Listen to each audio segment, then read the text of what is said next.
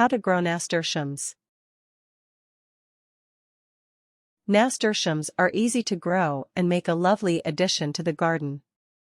As well as providing a beautiful splash of color, nasturtiums have edible leaves, seeds, and flowers. They have a pleasant peppery taste and are full of vitamin C. Part 1. Planting nasturtiums. 1. Choose a suitable nasturtium variety for your garden. The variety will depend on what you expect from the nasturtium, as well as the space you have available. Indian cress, this is a vigorous trailing grower, good for a large garden. It's also known as the common garden nasturtium. The flowers come in shades of orange, yellow and red, and it should flower all summer.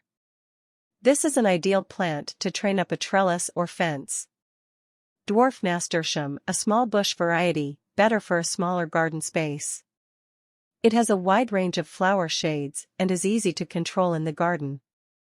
Peach melba has yellow flowers with orange, red centers, a popular addition to salads. Salmon baby has a unique orange, pink hue that looks great in the garden.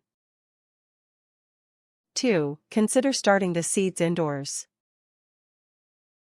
Nasturtiums are commonly started indoors, so they'll begin to flower as soon as possible in the spring, after the last frost has passed. If you want to start your seeds indoors, plan to do so 4 to 6 weeks before the last spring frost. To start the seeds indoors, plant each seed in a peat pot, which can be transplanted directly to the ground to avoid disturbing the roots. Use seed substrate rather than potting soil. Keep the seeds in a bright window, and keep the peat moist. Plant the seedlings after the last frost of the spring has passed. 3. Select a good planting spot. Nasturtiums like full sun, but they need to be shielded from midday summer heat. Since they're so low maintenance, nasturtiums are excellent for growing in spots that need covering up or for those stark, unloved parts of the garden. Nasturtiums don't mind growing in a container, they'll flower just as profusely in a container as in the ground. Hanging baskets are also an ideal choice. 4. Prepare the soil.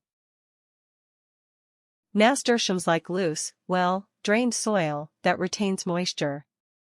They prefer soil that is not rich, so don't use fertilizer. If there is too much fertilizer in the soil, nasturtiums focus on producing more leaves rather than flowers. Avoid any area with heavy, wet clay soil. 5. Direct sow or transplant seedlings after the last frost. If you're direct sowing seeds, plant them 10 inches apart and about half an inch deep. If you're transplanting seedlings, keep them in their peat seed starters and plant them directly in the ground. This will prevent root damage. Keep the planting bed evenly moist. You can nick the seeds or soak them in warm water overnight to help them germinate more quickly. Direct sown seeds should sprout in 7 to 10 days. Part 2. Caring for nasturtiums.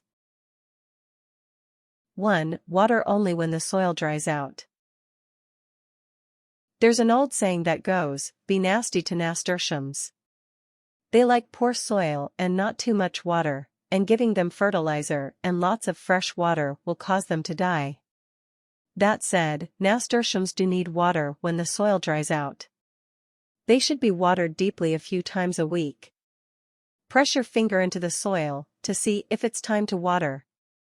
If the soil feels dusty and dry, it's time. If it feels moist just below the surface, wait a day or 2. Water around the roots, rather than from above. Water in the morning so the plants dry out completely before nightfall. Too much moisture around nightfall could cause the plants to grow mold. 2. Weed the area carefully. Nasturtiums look a little like common weeds before they begin to flower. You may want to mark the planting site with a label to prevent accidentally pulling up the seedlings. Once you're sure what's a flower and what's a weed, keep the garden bed weed free so the nasturtiums don't have to compete for water and nutrients. 3. Pick off aphids and other pests. Nasturtiums are very prone to getting attacked by aphids, cucumber beetles, and other common garden pests. Picking the bugs off one by one and dropping them into a pail of soapy water is a great organic solution. You can also spray the flowers with water or wipe them with soapy water to deter pests. 4. Cut off dead or faded flowers. This will encourage new, healthy growth. Deadhead the plants often in order to keep your plants flowering as long as possible through the season. Part 3: Harvesting and using nasturtiums. 1. Harvest the flowers and leaves throughout the growing season. Both nasturtium flowers and leaves are edible. Use a pair of scissors to snip off what you need. Try not to take too much from one plant. Nasturtiums have a strong taste, and a little goes a long way. 2. Use the nasturtiums in salads and as garnishes. Nasturtium petals and leaves have a strong, peppery taste that pairs wonderfully with all sorts of dishes. Try nasturtium as part of the following items. Eat the leaves and petals as part of a mixed green salad. Pair them with sweeter greens, like spinach, to offset the peppery taste. Mix chopped leaves or petals into potato or egg salad. Add leaves or petals to vegetarian sandwiches. Use whole flowers as a garnish for salads, pastas, and even sweet desserts, like cupcakes.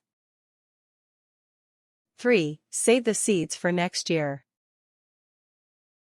Toward the end of the growing season, nasturtiums will produce seeds that will mature and drop. Brush off the dirt and store the seeds in a paper bag in a cool, dark place over the winter. In the spring, you can plant them in the garden again. Tips. Nasturtiums are originally from South America, from Peru, Colombia, and Bolivia. Although plant is an annual, if the weather is continuously warm, T. majus can survive for several years. It will also sow freely. Other species include T. speciosum, a climber with scarlet flowers suitable to cool summer climates, T. azurium, rare, with blue flowers, and T. tuberosum, canary yellow flowers, ideal in a rock garden.